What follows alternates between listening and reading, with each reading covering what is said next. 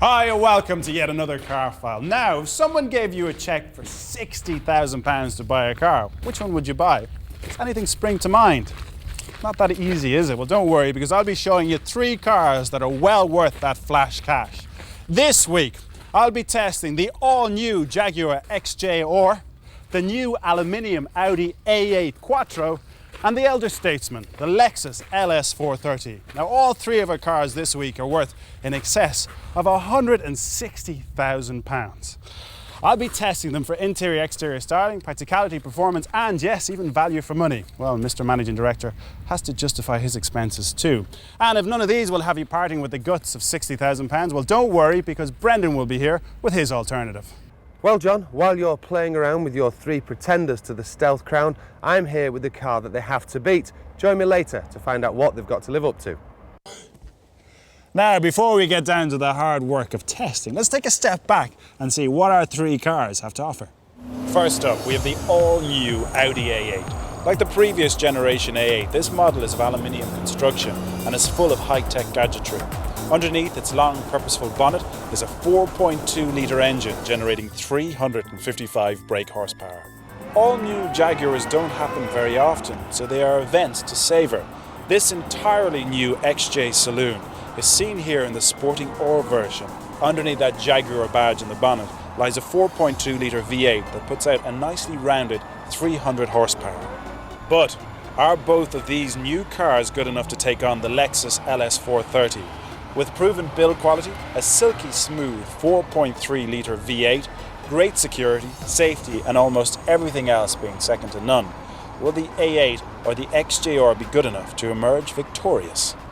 Right, you've got the best part of £60,000 to spend on a machine, but which one will you choose? Well, I suppose you want something that's got a bit of style and a bit of class. Image is everything here. Get it wrong and you'll be laughed off the stockroom floor. Get it right and you'll be the talk of the executive washroom. So, which one of our cars will have you the envy of all the other stockbrokers? First up then, it's the Audi A8 Quattro. And I'm going to approach this car with caution because it is an absolute monster and very intimidating. I mean, just look at the alloys. They are massive. They look at home on a truck. Around the front, you have these very powerful headlights, this black grille, and of course, the 4 interlocking rings, which are the trademark of Audi. Clearly, they have tried to make this car look sporty. It's actually the 3rd generation A8. And it's got a rejigged aluminium body, which makes it stiffer, stronger, and a lot lighter than its predecessor. It's also the widest of our 3 cars here today. But I can't help thinking that the Germans spent way too much time on functionality rather than design. I'm not saying it's an ugly looking car, it's just I have seen this shape too many times before. It actually looks like an A6 on steroids. Maybe then they should bring in drug testing for cars. The only problem is, how do you get a urine sample from a car? I have no idea. The new XJ will use its heritage as its trump card, and rightly so. The style of the old XJ40 has been around since the late 80s, but although this latest model may continue with the family looks, it is all new. Where the A8 is very understated, the XJR likes to hint that this car means business.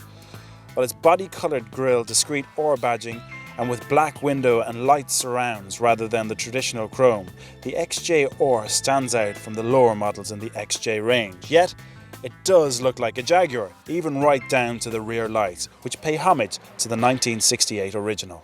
And finally, we have the steel-bodied Lexus LS430. Unlike the other 2 cars, it's clear it's designed for fast, effortless driving and not for looking good in. Aerodynamically, the LS430 is first class.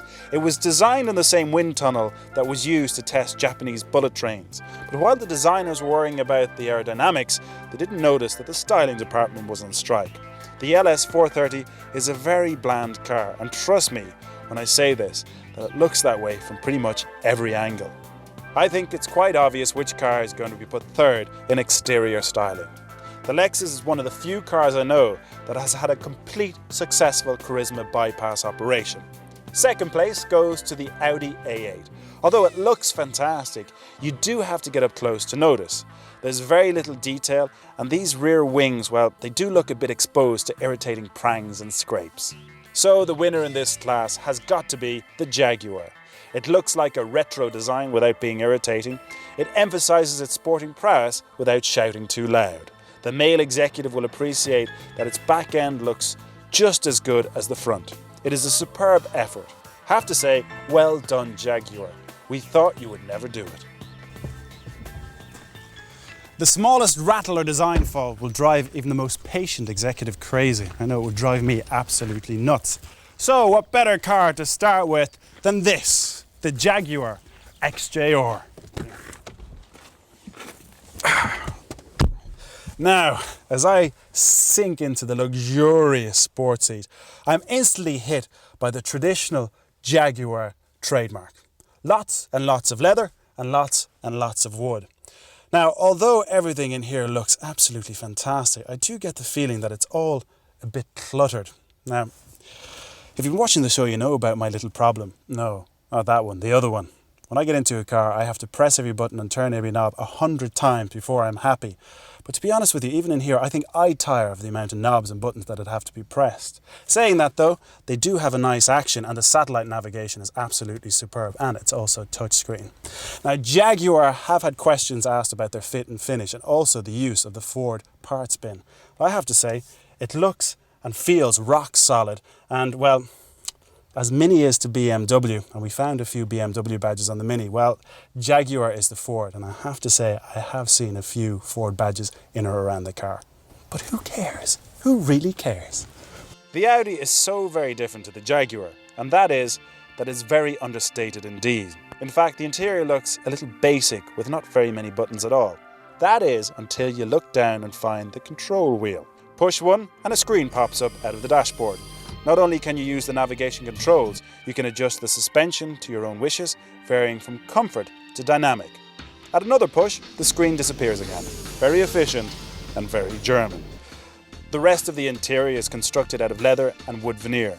There is also an optional paddle shift available that gives manual control of the automatic 6-speed gearbox. And now we come to the Lexus, and in many ways it is similar to the others really. Lots of leather and a bit of wood. But unlike the other two cars, it just doesn't feel as special.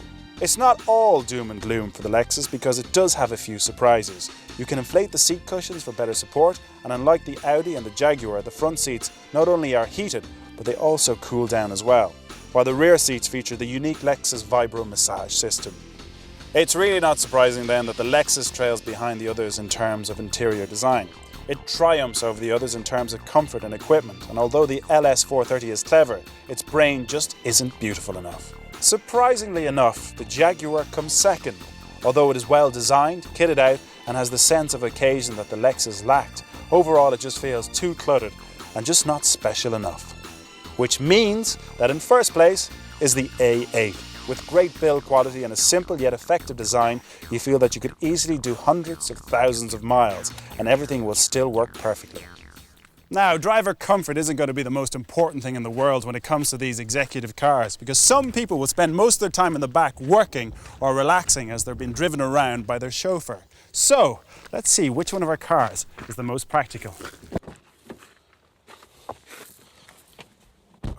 First up then, it's the Lexus. And as I slide onto these leather-clad seats, I actually start to feel a bit small. The interior cabin space is massive. It's absolutely huge. And trust me when I say, if you want to give a lift to the board of directors at the bank, well, they could bring along a few friends because there's enough room in here to have a wee little party. And if your chauffeur goes sick, well, there's no worries in the front either because there's plenty of space there as well. Oh, and I nearly forgot, if you fancy getting away from the office for a long weekend for an old game of golf, well, I can tell you, there's enough room in this boot for everything. James, boot please. Thank you. As you can see, there's an abundant amount of space. Enough room for your trolley thingy. Golf clubs. Oh yeah, right, yeah, you know, going golfing, you know. And maybe a bag or two. And who cares if you don't play golf? As I said, this is all about image. Just put the clubs in and trust me, you'll look the part. One of the biggest criticisms of the old XJ was the amount of interior room. For such a large car, the passenger space in particular was bad and certainly wasn't a choice for travelling executives. Thankfully, however, this has been addressed, and now there is more than enough room in the front and the rear, although I would say it's not quite as spacious as the Lexus, and the seats are slightly more comfortable. Again, the question of space has been tackled with this huge boot. As you can see, it's more than capable of holding the essentials, although it isn't quite as big as the LS430s. Up last is the Audi A8, and the first thing you notice is just how comfortable the seats are.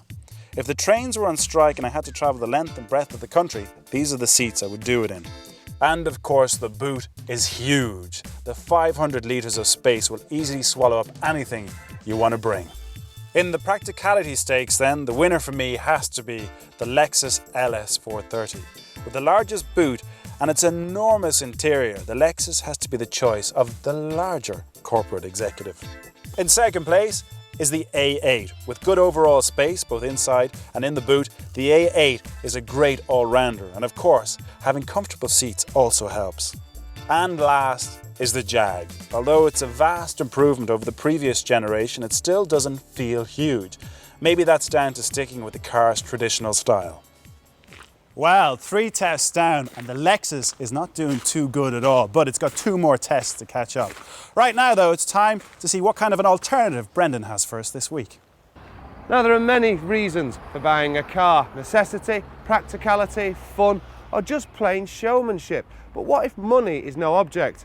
Well, you could buy a Porsche or a Ferrari, but that'd be slightly predictable. What if you wanted something that was just as expensive, but a whole lot more discreet? Well, for me, you can forget the Lexus, the Audi and the Jag. There's only one car to be seen in when you have pots of money and, more importantly, pots of style, and that is the Mercedes S-Class. Before the launch of this generation S-Class in 1998, one of the biggest complaints of early models was the car's size. They weren't just big, they were barges, and were just about as discreet as a Mancunian scally shopping in Harrods. Thankfully, the current car is a big improvement. It's smaller, lighter, sleeker, and definitely much more stealthy. But what isn't so unnoticeable, however, is the car's price. The entry-level 280 would be yours for a reasonable 45 grand. But if you're feeling particularly flush, how does 87 grand sound for the 600 limousine? However, you do get an awful lot of toys for your money. Pretty much everything in here is electric, as you'd expect, and it is the least exhausting car I've ever been in. But I do like some of the extras and toys that you can't see, especially the car's crash protection. It works in tandem with the ESP and the braking system, and what it does is it tries to anticipate if the car is going to be in a crash. If it thinks it is, it pre-tenses your seat belts, it closes the sunroof if it's open, and even moves the driver and the passenger's seats so that you get maximum protection if the car is in an impact. How good is that? For such a big car, all-round performance is amazing. For a start, the 3.2 litre diesel will get you to 60 in a shade under 8 seconds, while the 6 litre V12 will smash the sub 5 second barrier. Who wants a Ferrari now? And don't worry if you end up at a bend a little too quickly, because the S-Class is more than capable thanks to the Airmatic suspension. Now, if you are planning to buy an S-Class, running costs may not be your first priority, but trust me, they are significant. For a start, you should avoid the AMG models, as they lose value quicker than the rest of the range. Plus, insurance groupings are high, as are the CO2 emissions, so watch out for those nasty tax bills.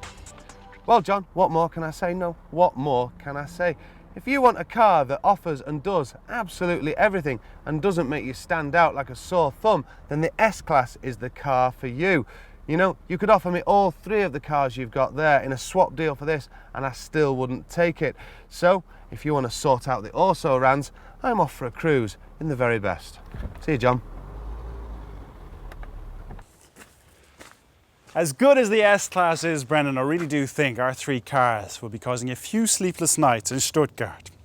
Well, that's it for part 1 of Car File, but make sure you join me after the break when I'll be road testing over £160,000 worth of cars. Praise the Lord. We'll see you in a minute.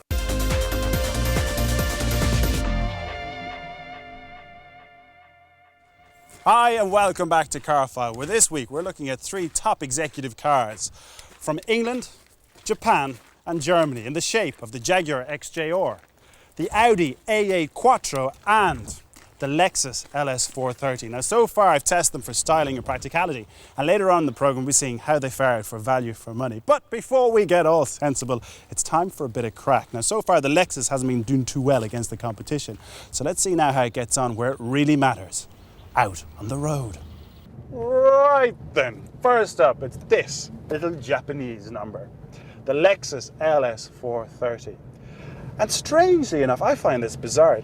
This model comes in only one engine, a 4.3 litre, 281 brake horsepower. It actually comes with a 5-speed automatic gearbox, and it is no slouch. When you put your foot down, it does react very quickly, which I was quite impressed with. Although on paper, it's actually the slowest of our three cars here today. But when you're driving, you won't really notice that difference between the three cars. I was quite surprised when I actually read that it was the slowest and when I got in to drive it, because it doesn't feel it when you're behind the wheel, which I suppose is a good thing when it comes to buying a car like this, because after all, when you think about it, 4.3 litres, it's an awful lot of power to have under the bonnet. From the moment you look ahead and select D on the auto box, you know you're in a Jaguar. This car has a 4.2 litre V8 supercharged engine lurking under that enormous bonnet in front of you. The ride is a little harder, but not uncomfortably so. The suspension on the XJR is firmed up compared to the standard XJ models. The 6-speed gearbox is superb too, with an almost immediate kickdown. I like the chrome gear knob with its subtle OR badging. With 400 horsepower hanging on the end of that gearbox, the XJR does feel more sporty and more responsive than the Lexus, but it does encourage you to want to go faster. And in this class of car, that can lead you straight to the magistrate's court. Like the Lexus, the XJR is rear-wheel drive and its traction control is standard. That may help you out if you overdo things. Now, when I heard I was going to get into the Audi A8, the all-new Audi A8, I was very excited because I was so impressed by the Quattro system of the R32. I'll tell you a bit more about that in a minute. First, I want to tell you about the seating position in this car. It feels fantastic. It feels like it was designed to be driven. The steering wheel pretty much moves in any particular direction you want it to be in. So, from the start, you're in exactly the right place. Now, when you're talking about German engineering, we've heard all the different jokes and people go on about it so much. But they've done a great job with this car. It's a third generation A8. And compared to the second generation A8, this is actually 8% more aerodynamic, making it even better than the Lexus. Now, I mentioned earlier on about the R32, the new Golf. It's got Quattro. Likewise, this new Audi A8 has Quattro. I've fallen in love with it. It is an incredible invention. Quattro 4-wheel drive. Handling of this car isn't a problem. And if you do find you get into a bit of trouble, well, that Quattro system helps you out so much. You can just feel each wheel working independently to get the situation right again. The winner in the drivability stakes is the Audi A8.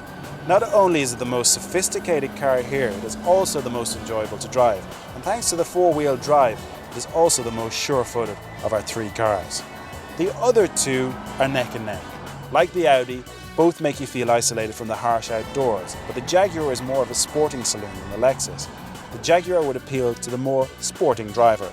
The LS430 is an excellent car. It's very capable, comfortable and fast, and yet it just feels a bit flat. Now, although all of our cars today are worth over £50,000, value for money is still very important. Yes, I know, I can hear you already. £100 or so on the list price won't make a huge difference to the final decision, but executives still want value for money. So let's start with this, the Jaguar, which is the most expensive of our three cars here today, coming in at just over £58,000. Now, like the other two cars, this has a limited top speed of 155 miles per hour. But unlike the other two, this will return around 35 miles to the gallon compared to the Lexus and the Audi's 32. And if you want to put this through the company, well, it's actually the cheapest on contract hire. Next up, it's the A8 at just under £55,000. Now, for that pricely sum, you get the biggest engine here today, a 4.2 litre, 355 brake horsepower monster. You also get Quattro 4-wheel drive and a lot of different toys. Now, the negative side to this car is its residuals. It's only going to be worth around 45% of its value after 3 years. Ouch! Last but by no means least, it's the LS430, and it's the cheapest of our three cars here today at £54,500. But the Lexus, even though it's cheap, it's got an awful lot of equipment. It comes with satellite navigation and electric everything. And not alone that, this is the bit I really like. You can control the radio and the air conditioning from the front and the back of the car. Negative side, they're always one. This, as far as residuals are concerned, is like the Audi. It's only going to be worth around 44% of its original value after 3 years. Well, there you have it.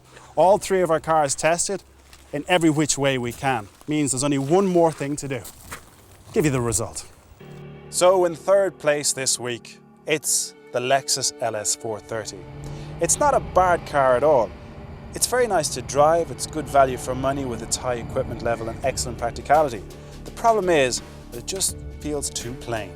Second is the new Jaguar XJR. It wasn't so long ago that the XJ was at the bottom of the executive class. How things have changed, because now the XJ is one of the most competent and desirable cars on the road. The only problem for the Jag is that the A8 is even better. Offering a class-leading interior, a powerful flexible engine and four-wheel drive, the A8 is a great all-round and worthy winner. Well, that's it from Carfile for this week. I hope you enjoyed it as much as we did. But make sure you join me next week when I'll actually be taking a break from the road testing and letting you guys behind the wheel. Yes, 4 lucky Carfile viewers will go in search of their dream car, and when they find it, they'll get to drive it. Sounds intriguing? Well, it is. And you'll find out more next week. Make sure you join us then. We'll see you. Good luck.